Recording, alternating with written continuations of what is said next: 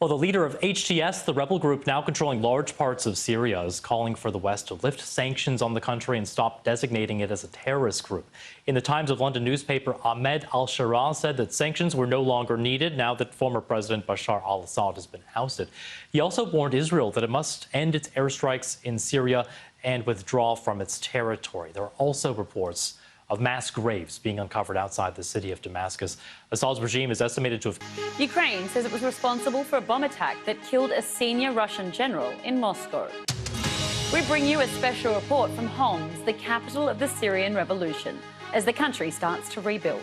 Killed hundreds of thousands of its own people since 2011 after cracking down on protests in the country. After months of deadlock, Israel and Hamas appear to be moving closer to a Gaza ceasefire and hostage release deal.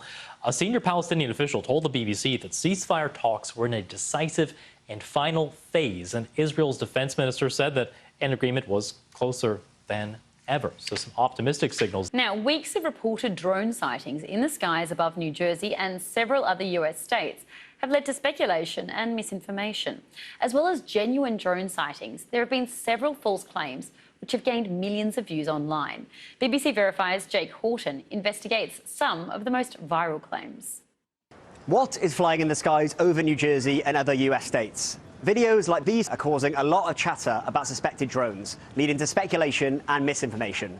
There have been genuine drone sightings, but here are a few of the most viral false claims. First, there have been claims that the Pentagon confirmed the drones are not human-operated, with some people suggesting aliens are involved. Several posts about this have gained millions of views, but the Pentagon has not said this. It doesn't believe foreign adversaries are operating the drones. It's also ruled out the US military being responsible, and there's been no mention of alien involvement. Second is the claim that drones were dispatched from an Iranian ship off the US coast. This Republican congressman from New Jersey posted that Iran's militarized drone carrier vanished from port right around when the drones started appearing. But these satellite images show that the ship in question, identified by experts by its distinctive shape, remains off the coast of Iran, some 11,000 kilometers from New Jersey. It did change position in recent weeks, but only moved a short distance of about 20 kilometers. Then there are posts claiming to show drones which actually show other types of aircraft. Like this post, which says it shows the best drone footage, which is definitely not a plane in Bedminster, New Jersey. It's been viewed more than 1 million times. But an expert told us the aircraft in the video is clearly a helicopter. This footage from a local fire department in Bedminster shows a helicopter with a similar appearance. It has the same green and red flashing lights. While US authorities have been unable to provide definitive answers, they say these objects don't pose a danger to the public or national security. Now, at least 14 people have died from a powerful earthquake just off the coast of Vanuatu in the southern Pacific. The capital, Port Vila, was the hardest hit at the epicentre of the 7.3 magnitude quake. An intense aftershock nearby and smaller tremors continued through the evening. Authorities are beginning recovery operations at several collapsed or damaged buildings, including the American Embassy. Officials say while it was the strongest earthquake in decades, the damage could have been worse. Nearby Australia says they will provide whatever help is needed and is flying in emergency teams to Vanuatu. Vanuatu is home to more than 300,000 residents across 80 islands.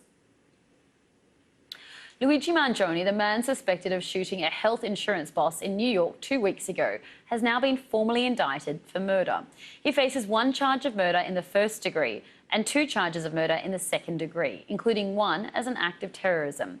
New York prosecutor Alvin Bragg said the killing was intended to cause shock, attention and intimidation. Lawyers for the suspended president, Yoon Suk-yeol, have said the South Korean leader strongly denies the charges against him of insurrection. The Constitutional Court is preparing to begin its impeachment trial of President Yoon after Parliament voted to impeach him on Saturday. Police in Georgia have launched a criminal negligence investigation after 12 people were found dead at an Indian restaurant in the country's ski resort, Godavari. The victims, 11 of whom were Indian citizens, were found in dormitories on the restaurant's second floor. Police say a generator was found running in a closed room near the bedrooms, leading them to suspect carbon monoxide poisoning. The French military has released video showing soldiers and medical teams assisting residents of Mayotte. Officials say they plan to send 4 to 5 planes of aid a day. Hundreds of military personnel have arrived to assist the residents there after the deadly storm. Breaking news from the United States. Then the US Central Bank has cut interest rates for a third time. This is despite concerns that that would deliver a boost to the economy that risks reigniting price inflation. The decision was expected, though, setting the Federal Reserve's key lending rate in a target range of between 4.25% and 4.5%. That's down a full percentage point since September, when the bank started lowering borrowing costs, citing progress in managing to stabilise prices and a desire to head off economic weakening. So Keir Starmer has had a phone call with President-elect Donald Trump this afternoon from Downing Street. Let's take a look at some of the things that they discussed. Downing Street says that they both agreed on their joint ambition to strengthen the close and historic relationship between the UK and the United States.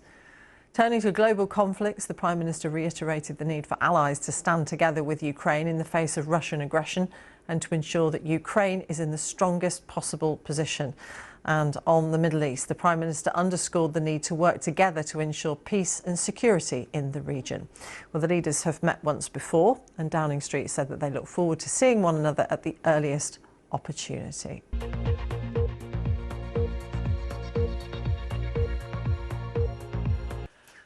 Police have been granted the power to seize more than £2 million from the controversial social media influencer Andrew Tate and his brother Tristan.